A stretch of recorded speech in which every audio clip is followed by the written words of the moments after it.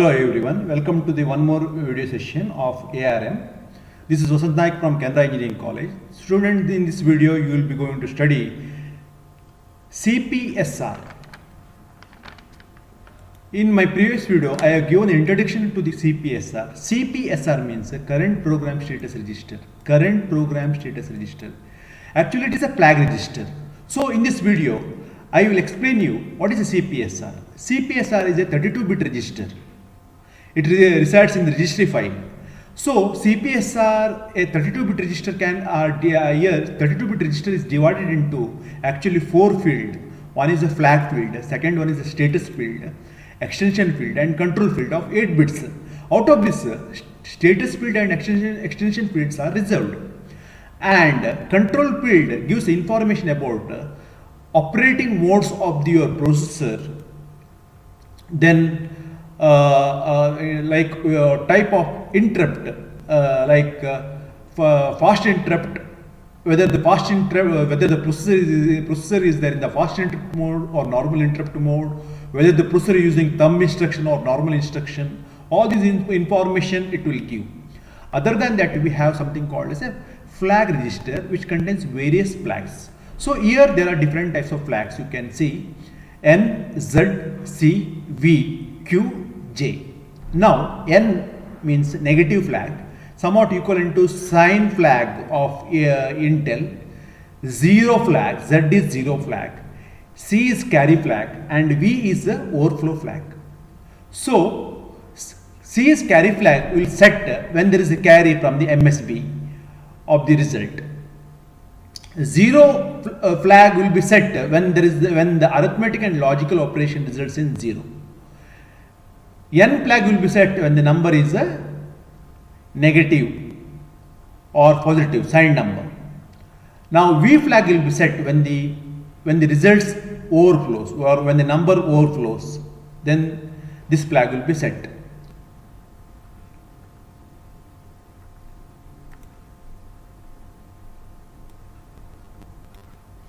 Now you can see here,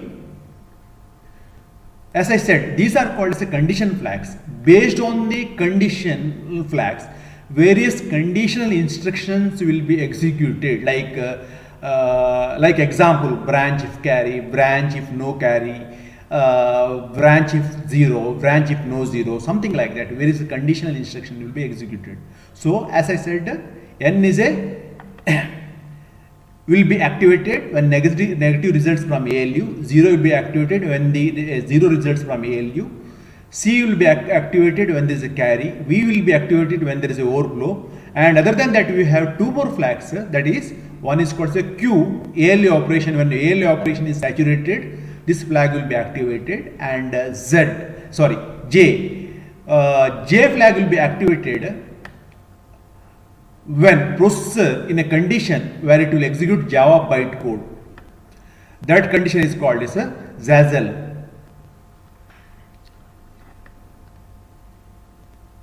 So that condition is called as a ZASL. So students, you can see here, when J bit is activated, then the processor is said to be ZASL enabled processor, which execute 8-bit instruction, Now students, you will see one by one conditional flag.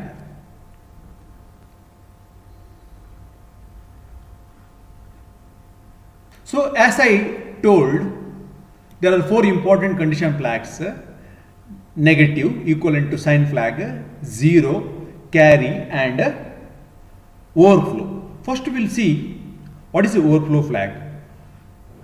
So let me explain this one with the example. So overflow flag activate when there is a overflow in the addition or result or ALU result. For example, if you take 8-bit number, the range of the 8-bit number is something like minus 80H to plus 7FH in hexadecimal. This is the range of 8-bit number, signed number. This is the range of 8-bit signed number.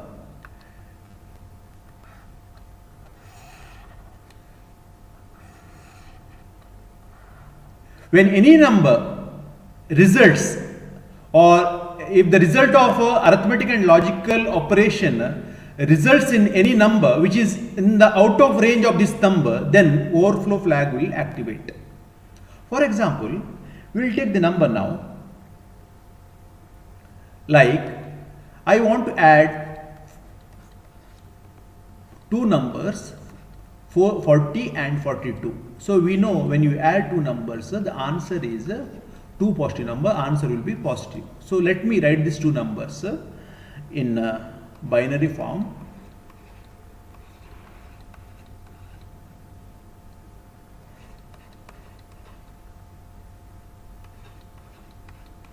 So when you add this one, so we know 0, 0, 0, this is 1, this is 0, this is 0, this is 0, this is 0.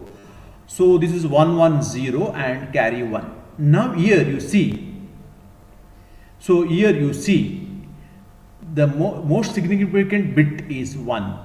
So here in this result the MSB is 1. This MSB is 1, the MSB is 1, this indicates the number is negative.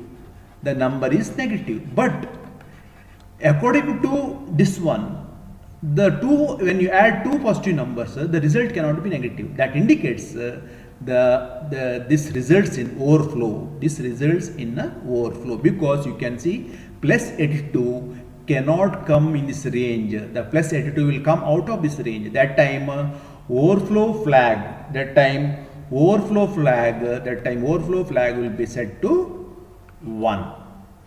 Overflow flag will be set to 1. So one more thing you have to remember here, along with the overflow flag, I want to tell you one more thing. So we have one more flag, that is negative flag. Negative flag indicates sign flag. So you have to remember here, my dear student. So when overflow is equal to 0, when there is no overflow, then negative flag is 0. That means the number is actually positive. When there is a overflow, then you have to take then sign flag or negative flag is the complement of sign bit. Here sign bit is 1, so sign bit is 1, so this becomes a 0. So you have to remember, when there is no overflow, negative flag will be 0. When there is a overflow, then negative flag will be the complement of this one, sign bit. This one you have to remember. Now, other than this one, so we will move to the other section. Other section is like control field. Control field contains high, hefty. High means normal interrupt request, F means fast interrupt request. I told in my previous video there are two types of interrupt request. One is and two types of interrupt operating mode also. Based on the interrupt request, particular operating mode will be activated. One is IRQ. One is IRQ. One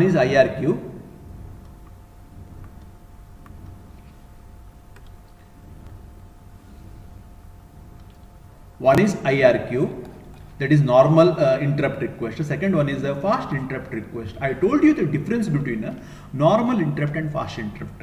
Why FIQ is faster? Because FIQ has got 5 new set of registers, so that when program jump to FIQ ISR, it need not to save the content of the register in stack. But whereas in IRQ, when the program jump to IRQ ISR, it has to store the content of all the register in stack. That is the difference between IRQ and FIQ. So FIQ has got 5 new sets of register. That's why it's faster compared to IRQ. Then we have, and one more thing you have to remember, my dear student here. Let me take you to the next page. So IRQ and FIQ, if both are 1, then this means the interrupt is disabled. The interrupt is disabled. If both are 1, then the interrupt is disabled. And you should know both interrupts are maskable. Both interrupts are maskable. That means you can disable this interrupt, making IRQ and FIQ 1. Why? FIQ is 1. And one more thing is during the booting of the your ARM processor, both interrupt will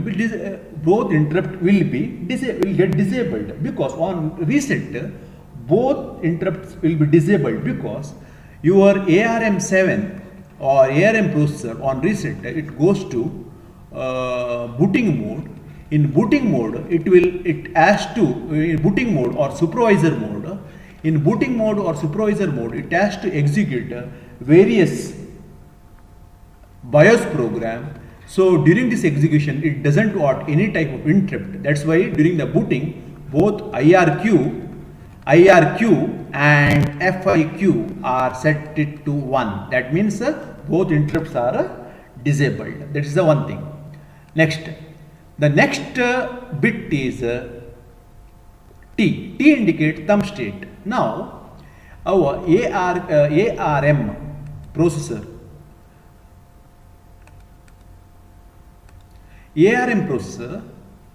supports two mode. ARM processor supports two mode of instruction. One is called as a normal mode, where it makes use of 32-bit instruction.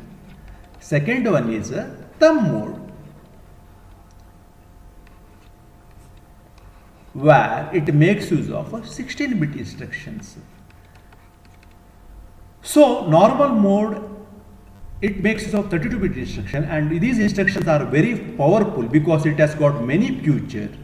But thumb mode instructions are not much powerful, but it can execute many tasks. Then why it is called thumb mode? Because these instructions are like miniature version of the normal mode instruction. It is a miniature version of the normal mode instruction. These instructions are smaller in size. That's why it is called as a thumb mode. Something like thumbnail, thumb mode. So, thumb mode instructions. What is the advantage of this thumb mode instructions?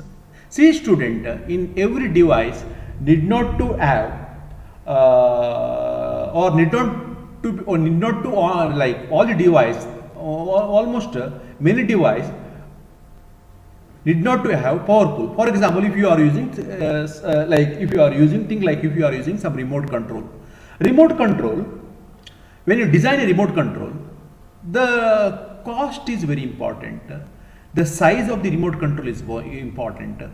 The power saving of the remote control is important. Rather than you need not to run Windows on the remote control, or you need not to worry about the performance of the remote control. In such a case, such type of design, I am giving example, I am giving analogy. Such type of design, we are using thumb mode instruction. So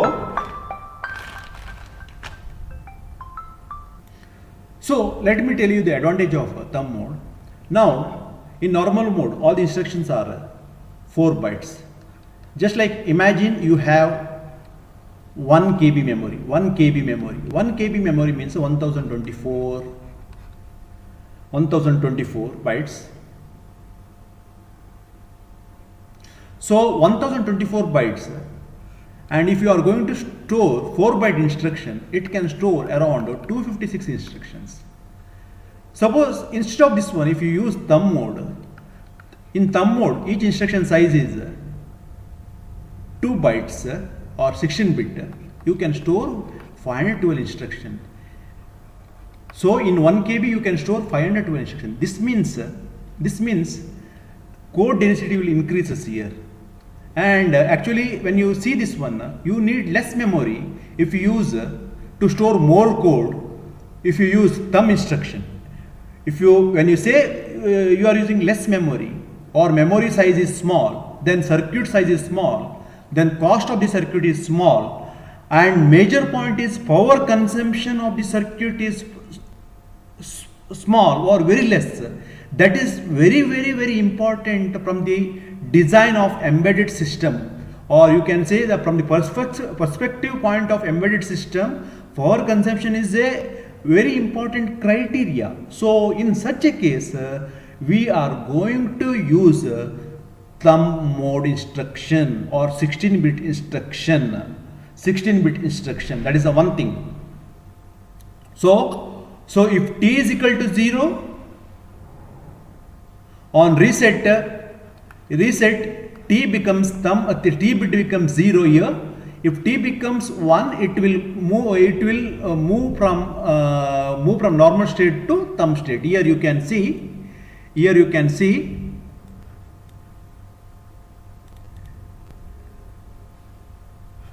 so let me erase this one. Here you can see this is t bit. When t bit is 0, it will be in the normal mode. When t bit is 1, it will move to the thumb mode. So 1 means it will move to thumb mode, 0 means it will be in the normal mode or ARM mode or 32-bit instruction. Similarly, you can see I and F. When IF and both are 1, it is disabled. So now we will move to the last 4 bits here. This 5 bits. These 5 bits are used for to set the processor mode. We know ARM7 operates in 7 different modes. ARM7 operates in 7 different operating modes. In my previous video I have told like what are the different modes of ARM7. Let me recall that one. The first mode is like supervisor mode. When you reboot your ARM7 processor, first it will go to supervisor mode. During the booting stage, it will go to supervisor mode. Other than that supervisor mode, we have something called the user mode. And if you want to execute system function, you can call system mode. Then for IRQ, IRQ, normal interrupt mode, FIQ, fast interrupt mode. Then we have something called as undefined mode and abort mode. So undefined and abort both are error mode. So there are 7 operating mode. In order to, so this mode bits indicates in which operating mode your processor is. For example, if this bit is 1000, that indicates the processor is in the user mode. So let me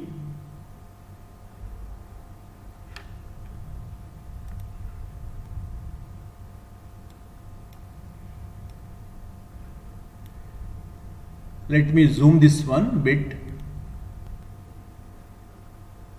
Here you can see when the bit pattern is 1000. So when the bit pattern is 1000, it is in user mode. When the bit pattern is 111, it is in system mode. When bit pattern is 1001, it is in FIQ mode. When the bit pattern is 10010, it is in IRQ mode. When the bit pattern is 10011, it is in supervisor mode. When bit pattern is 10111, it is in abort mode. When bit pattern is 1101, it is in undefined mode. So 1, 2, 3, 4, 5, 6, 7. These are the 7 modes. So this mode bit indicates in each operating mode your processor is in. So this is the use of this mode. So student, I have explained you current program status register. Same things applies for saved program status register, SPSR. Same things applies for SPSR. Why? Because SPSR makes the copy of a CPSR. Whatever there in the CPSR will be copied to SPSR. So same theory will hold good for SPSR. So CPSR contain 4 sections. One is a flag, second one is processor mode, third one is about processor state of the processor, like whether it's ARM mode or thumb mode, then about interrupt. So all this information is given to you now. Thank you for your cooperation. Thank you.